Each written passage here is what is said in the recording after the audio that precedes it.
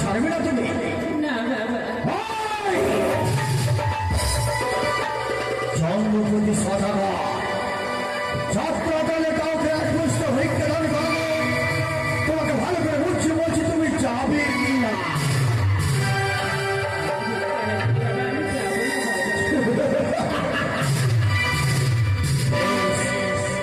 তোমায় ভিক্ষে দেবো, আমি একখানা গন্ডি কেটে দেবো।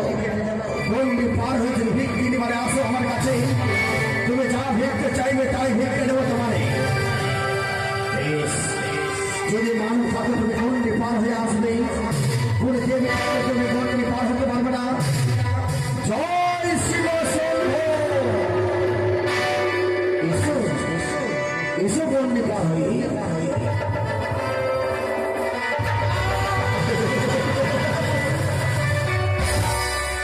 এসো এসো।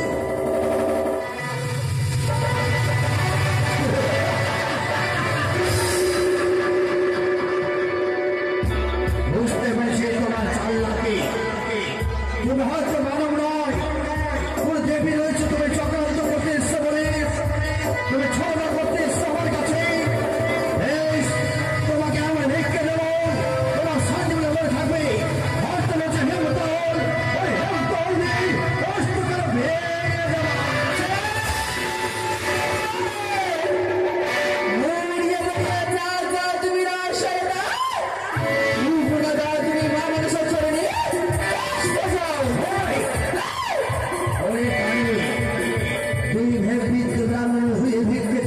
আমার কাছে তোর আশা কোনো করতে হবে না। মরিয়া মরিয়া চাচি দাঁড়া সন্তান তুমি তোর চাইলে বুঝতে যাও। এখন সময় একটু চাচ মুখ্য বলছি এই ভাবার সে করে না তুমি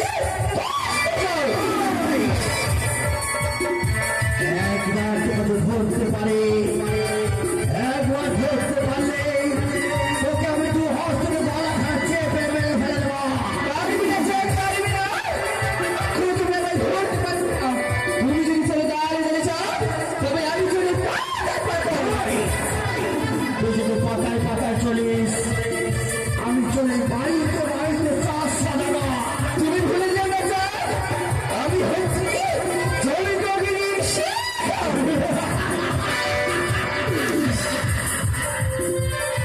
ভুলে যাস না। তুই যে জ্বলন্ত সেবা হোস, চাষ সাজানোর কম নেই। আমি হচ্ছি প্রবল মিষ্টি ধারা, তোর সঙ্গে সবসময় থাকিব অবিবাদ করে। ভুলে যাচ্ছি তুমি, কাজ ভুলে যাচ্ছ। আমি হচ্ছি শিবী কন্যা, তুই ভুলে যাস না। তুই যে শিব কন্যা হোস, তুই শিব কন্যা হলে আমি শিব ভক্ত। আমি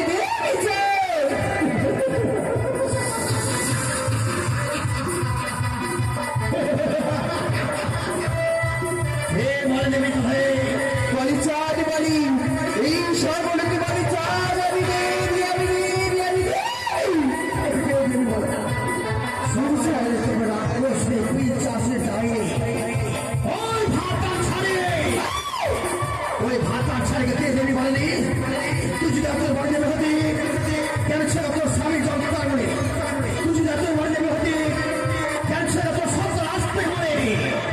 শুনেছে আমি শোনো, তুমি যাচ্ছ তোমার সেই পুত্রে নিয়ে যদি করে মা মানুষের খুঁজে তবে হবে তোমার লখাই সঠিক মঙ্গল। আমি তো ভুলে গেছি আজ আমার সন্তানের শুভ বিবাহ। আজকে তোর সঙ্গে যদি বিবাহ করি হয়তো আমার সন্তানের বিয়ের লগ্ন পেয়ে দিতে পারে দেব। তোর চরণখানা পুষ্প যে রঙিয়ে দেব। আজ আমি চম্পলাবাসী সবাইকে বলি, সবাই করবে মনসা পুজো। আজ আমি নিজ হস্তে দু হস্তে চরণখানা পুষ্প যে রঙিয়ে দেবো। কিভাবে পুজো দেবো জানো? কিভাবে দেবে? কিভাবে পুজো দেবো আমি? এর আগে পুজো দিতে বাপ পদ দিয়ে যাও।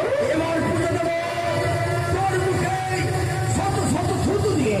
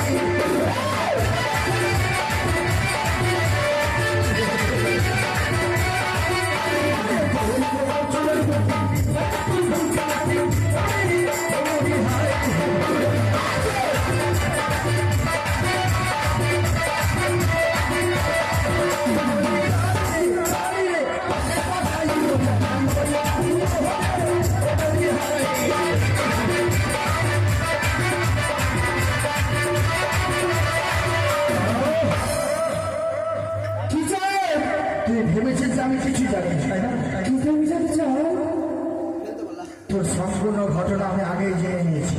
এমন কি জিনিস তুমি চাও? যে ধাত্রীমা লক্ষ্মীন্দরকে প্রসব বেদনাকে উদ্ধার করেছিল, সে ধাত্রীমা বিধবা পুত্র সংখ্যা সাক্ষাৎ হতো। চাও? লক্ষ্মীন্দর পাঠশালায় পরিবারে যেত, ধাত্রীমা দেখে কাঁদত। একদিন লক্ষ্মণ এসে বলছে, পিতা কেন কাঁদে ধাত্রীমা দেখে আমায়? কেন কাঁদে চাও? সে ধাত্রীমাকে রাজপ্রাসাদে দিয়ে কাজ করছিল।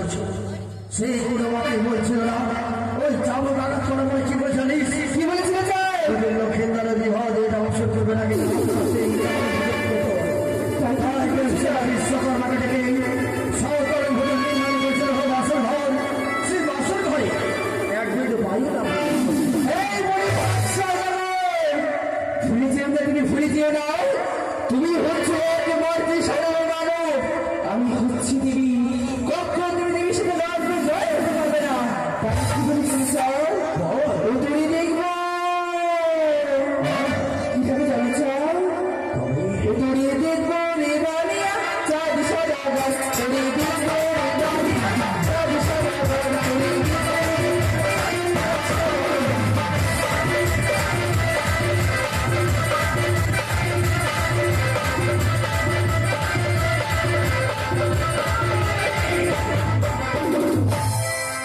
চলে গেলে চাও? চলে গেলে ভুলে গেছি চাঁদ, ভুলে গেছি তুমি পারবে হয়েছে চাঁদ। তাই তোমায় বলি আমার কাছ থেকে স্বেচ্ছায় বাঁচি না। দরকার নেই তোর মনের প্রয়োজন নেই মরে ভেবে না চাও? বর্তমানে রয়েছে মাচরলি, রয়েছে দেবাগ্নি মহাদেব, তোর মনের প্রয়োজন নেই আমার। তবে শোনো চাঁদ, তুমি যখন বাড়ি নেবে না, তাই আমি স্বেচ্ছায় বাঁচিয়েছি চাঁদ। যাও যাও চাঁদ, তোমার পুত্রের বিবাহ জানি না বলি সেই পুত্র আসল হয়।